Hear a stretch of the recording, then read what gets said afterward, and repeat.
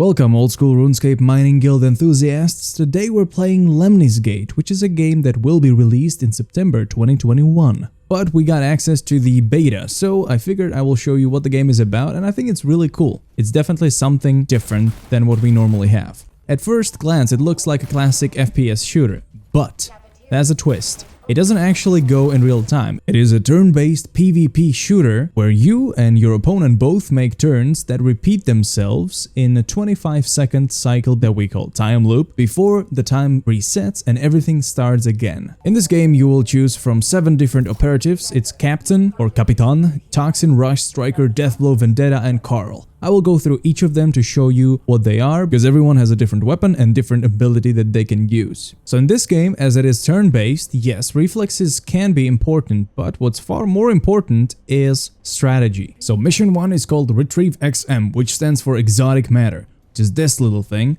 We need to retrieve it and then bring it back to our gate. This is XM, this is Exotic Matter. To retrieve it, we just run through it. This is the gate. And we just run through it and boom, we have returned the exotic matter into the gate. And we have scored 1 point. As you can see, there are these jump pads, so we can use them.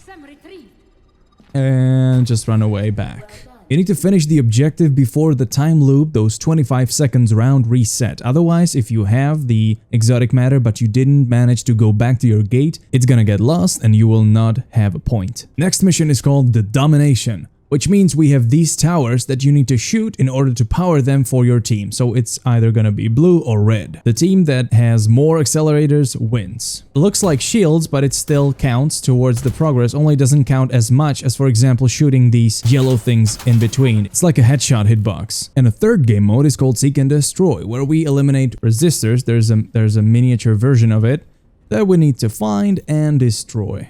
As we shoot it, you can see that these armor platings come off, it explodes, and we have successfully destroyed the resistor. At the beginning of each time loop, we will have to pick one operative and then control him and try to finish the objective before the enemy does. The first operative that we have here is called Capitan. He has a classic auto rifle and a big frag grenade that explodes on impact. In this game you can either hip fire like this, or you can hold /click depending on your preferences, right mouse button, which is gonna be aiming down sight. This is not scope. There are heroes or operatives that have scope, but this one's only aiming down sight, and that's gonna be a bit more accurate. In this game you also have recoil. As you can see, if I keep shooting, first of all, the spread goes all over the place, and you need to control your aim a little bit, so you need to push your mouse down.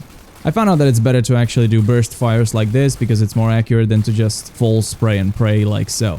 The second operative we have is called Toxin. He has a toxic cannon which shoots these bubbles, kinda like Overwatch Batiste, only they don't heal but they apply poison and damage over time. These projectiles then create a poisonous area of effect, and every time you run across it, it's gonna damage you. For a special ability for this operative, we have a Displacer, which is basically a short-range teleport. Third operative that we have is called Rush, which is a little bit of it looks like an Ant-Man suit technically, but it's a bit similar to Tracer, where you have 2 pistols that do a lot of damage short range, and your special ability is basically a short boost in a direction you're facing. Alternatively, you can hold one of the WASD keys and you will boost in that direction like so. The fourth operative is called Striker, which is pretty much a sniper version of a character in this game. Your rifle has 0 damage fall off, and your special ability is slow time. You only have 2 shots though, so make it count. I've also noticed that the standard body shot does 80 damage, whereas the headshot does 160. The fifth operative that we have is called Deathblow, which is a guy with a rocket launcher exploding everything around him. It's important to know though that the rockets travel super slow, and it doesn't matter if you direct hit or if you hit an area close to enemies, it always does the same amount of damage from what I've seen. As for your proximity mine, you can see the area where it detects the movement, but if you shoot close to it, you're gonna detonate it anyway.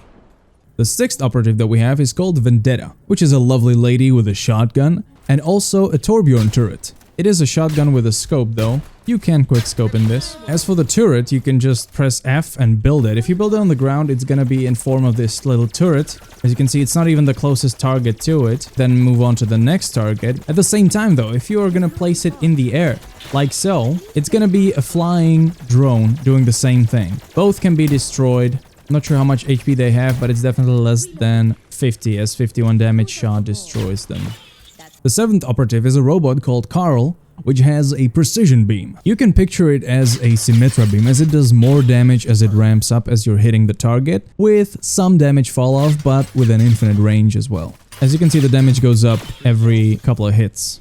Interesting thing to note though, even with the beam you can do double damage when you headshot. His ability is this little shield that you can throw somewhere, and inside you should be protected from projectiles.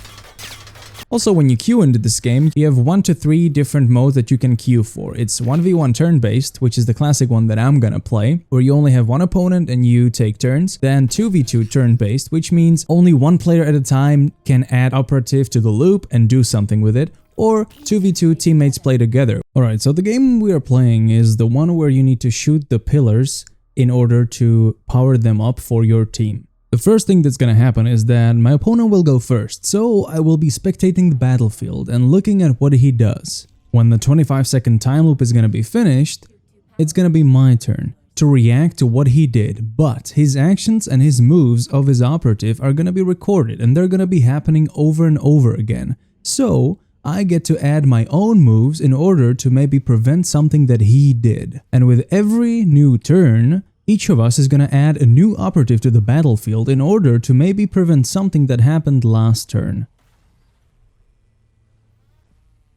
So I see the first thing he's going for is for the point B. He is using Deathblow, which is the guy with the rockets. And he takes point B at first.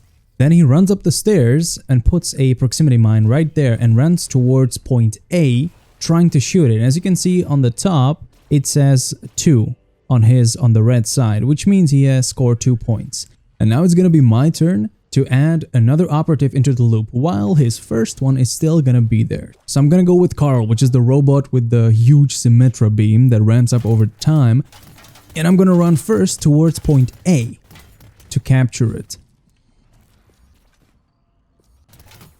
As I do that, I remember that his death blow first went to the middle to point B and then ran up the stairs and went for point A, so I'm waiting for him in there and I take him out. Which means, as you can see on the top, now he doesn't have 2 and me 0, but I have 1 because I captured the point A and he has 1 because he has captured the point B, and that's about it. I killed him before he could actually get point A. I know it might be a little bit confusing, but I think this is so beautiful about the game. This concept is really fun. And this brings us to round 2, and you can differentiate which character is from which round by this upper index number on it. So he knows that I went for point A at first and then killed him when he ran up the stairs. So he goes for Vendetta and first tries to intercept my Carl. He manages to kill him, which means that he has captured both points and also puts a turret up these stairs on the right side. So because I know what he did, in round 2 I try to pick Deathblow and intercept his Deathblow from the round 1 in the middle.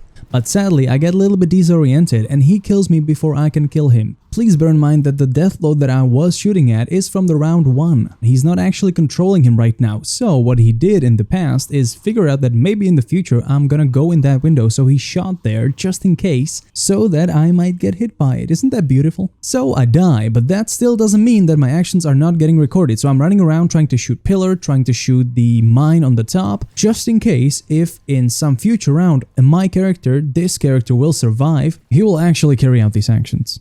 In round 3 his turn, not much interesting has happened because he killed all of my operatives, so he goes for Carl. And with him he goes for point C, as this one has been a little bit free. None of us have really tried to attack it. Yet. On my turn, I decide to go for the Capitan. I do a little bit of damage to enemy Deathblow from round 1, which means that my Deathblow from round 2 actually manages to kill him instead of almost kill him like before.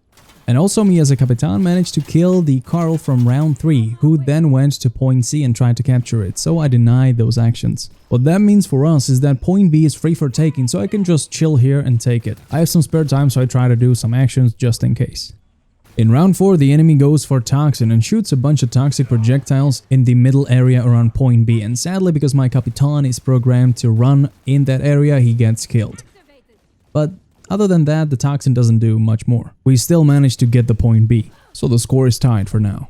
In my turn, I go for Rush, and you can see some pro thinking right here as I run into this room and try to shoot point C before realizing that there is actually glass and I can't shoot it from here. So I start panicking, I run back out. After I calm down, I manage to actually capture the point C and then run back up. In there, everybody is pretty much dead, so I just destroyed this turret and I sadly don't have enough time to fully capture point A before the time loop ends. So in the last round, my enemy goes for rush and he goes right for the point B, but sadly his previous toxin is spreading all the poison and he runs right into it and dies. Which means that he doesn't really get a chance to do anything else. I on the other hand go with Striker and I run all the way up top here. I see this Vendetta and I hit this absolutely juicy headshot which insta-kills her. Then with another shot, I capture point A. And when I'm just casually reloading here, I see this enemy toxin run up to the point A that's barely any life, so I just body shot him, which means the enemy doesn't get any points this round, and I win all three. At first I thought this is over, but it showed me that you only win first half. As it would be a lot of repetition in here, I'm just gonna show the end of second half because nobody would believe me that I actually managed to win this game. True, I win because the second half was a draw. So based on my performance in the first half, the game has granted me the victory. So I think this will serve as a basic overview of the game. As this video took some time to make, if you could please consider leaving a like, that would really help me out. Also, let me know in the comments below what you think about this concept. In my opinion, it's really unique, and let me know if you have ever played a game that does the same thing, because I can't really think of one. If you want to catch us live sometime, we stream on twitch.tv/Overlord. Don't forget the first O is a 0 just like in this channel, and we stream Monday to Friday. Finally, if you're not already, please consider subscribing so you don't miss out any new videos that come out. So until next time, have a great day and I'll see you then. Bye!